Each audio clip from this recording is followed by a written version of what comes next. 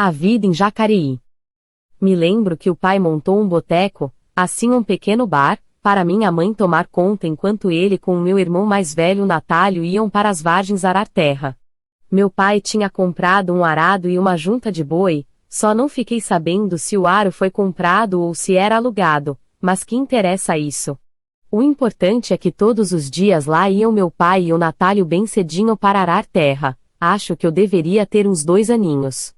Coisa que até hoje eu acho graça é que eu estava sendo desmamado, então a mãe recomendava sempre para a Lázara que tomasse cuidado com mulher que passasse dando de mamar. Era comum naquela época a mulher cobrir o seio com um pano quando estava dando de mamar na rua.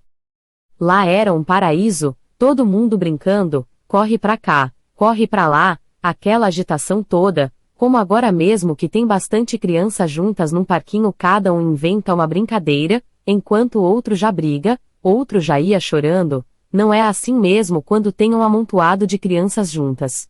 Só que para quem não sabe, naquele tempo não existia parquinhos para as crianças como existe hoje, certo?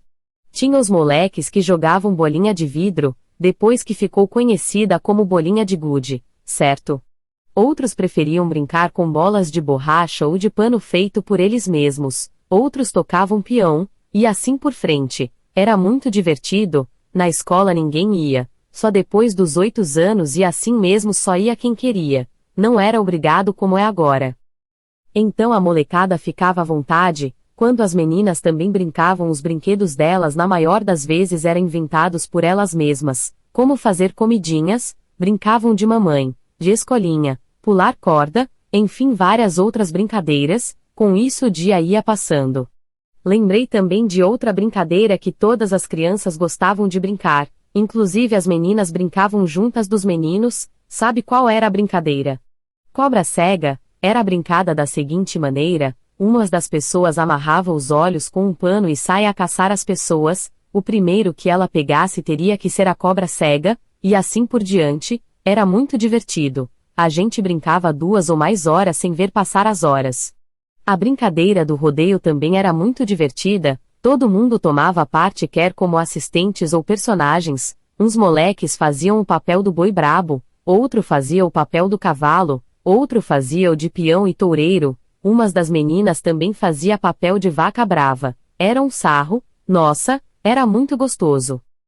E no meio dessas brincadeiras eu estava sempre atento. Quando eu via uma mulher com uma criança dando de mamar, eu saía correndo e ia me esconder e ficava de olho até a mulher passar. Daí eu chamava a mãe e dizia: agora posso ir brincar? A mulher já passou. Daí a mãe rindo me dizia que podia ir.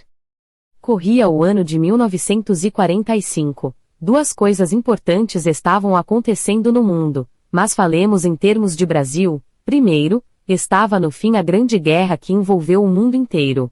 Segundo, o Brasil estava começado a usar o asfalto e, pelo que me lembro, o bar de minha mãe ficava mais ou menos na beira da Dutra, pois o movimento de peão que trabalhava na estrada era bastante.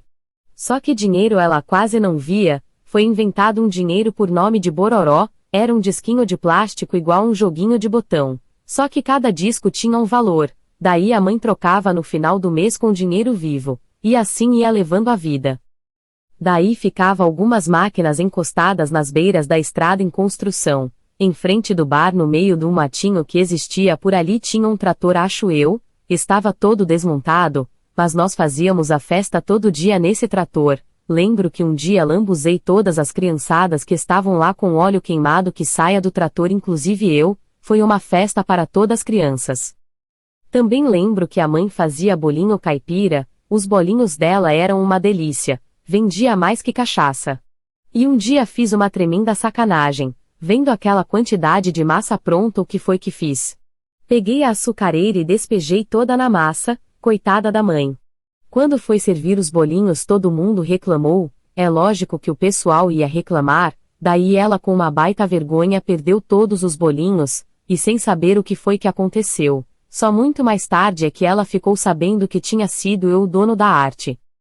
Logo ali perto do bar tinha a serraria do Sr. Prudêncio, senhor já bem avançado na idade, acho que ele deveria ter uns 60 e lá vai bordoada. A serraria dele era de consertar carroça, charrete, carro de boi, etc. e nós as criançadas da rua gostávamos de ir perturbar o bom velho que também gostava de brincar conosco. Quando estava de bom humor ele saía correndo atrás da gente gritando: "Peraí, cambada, vou capar todo mundo." Aquilo para nós era festa, que saíamos todos correndo e gritando para voltarmos novamente à carga. Bem, acho que aqui em Jacareí o que me lembro por hora é só isso. Acho que deveria correr o ano de 1945 mais ou menos. Daí então fomos morar no Jaguari, e meu pai foi varar terra e ali naquele serviço Natálio, que já tinha 8 ou 9 anos, ia ajudá-lo nessa tarefa, puxando bois. A pobreza rondava a vida do Brito perigosamente. Mas deixando um pouco essa crise de meu pai, voltemos um pouco lá no começo onde tudo começou e eu achava que o assalto não passava de um pouco de vingança. Eu achava que os suspeitos eram 3 pessoas, mas na realidade acho que eram 4. Então, por quê? Você, leitor, vai ver que eu tenho razão. Em primeiro lugar havia a Sinhana e em segundo o dito Viado. O leitor deve se lembrar dele lá no começo da narração. Em terceiro vem meu avô, e o leitor sabe o que houve entre ele e o meu pai. E em quarto vem o Erpídio, cujas desavenças dele e de meu pai cabe ao leitor julgar. Encerro aqui essa narração e volto a narrar o fim da vida de minha avó Mariana.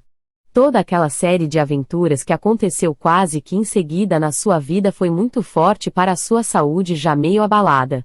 O primeiro choque que ela teve foi quando descobriu que aquele homem estava querendo casar-se com a sua filha, e que era o mesmo homem que ela havia amado loucamente na sua infância, um amor que ela nunca conseguiu esquecer.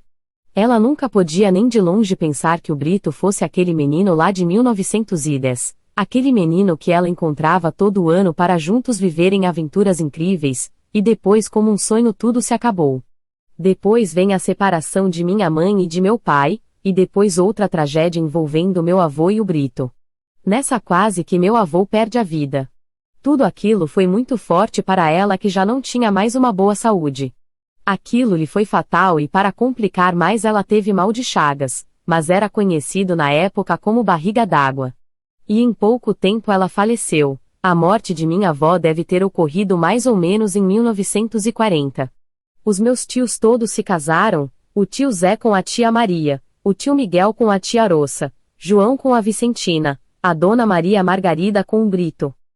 E meu avô, não é que de uma hora para a outra se viu sozinho na vida, sem filhos nem mulher?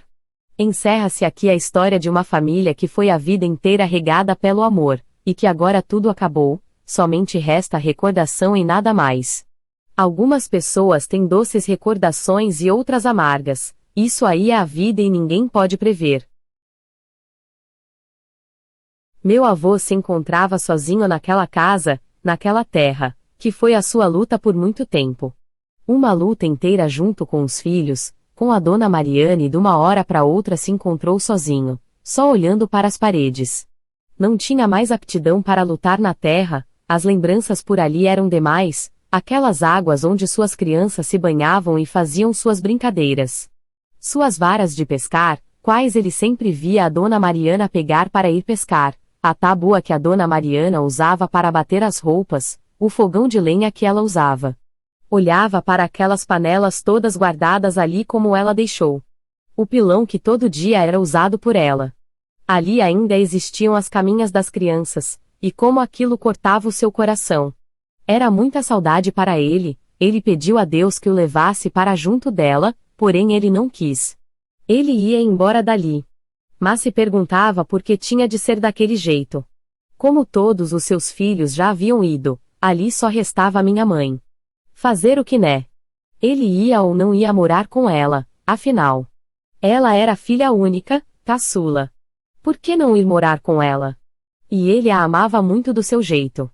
Então conversando tudo se ajeita, ele fez as pazes com o meu pai. O passado é passado e ficou para trás, mas dava para ver a tristeza no rosto daquele velho. Quase sem cabelo, mas ainda mantinha o seu extenso bigode branco, mas nos seus 60 anos ainda era um homem muito forte.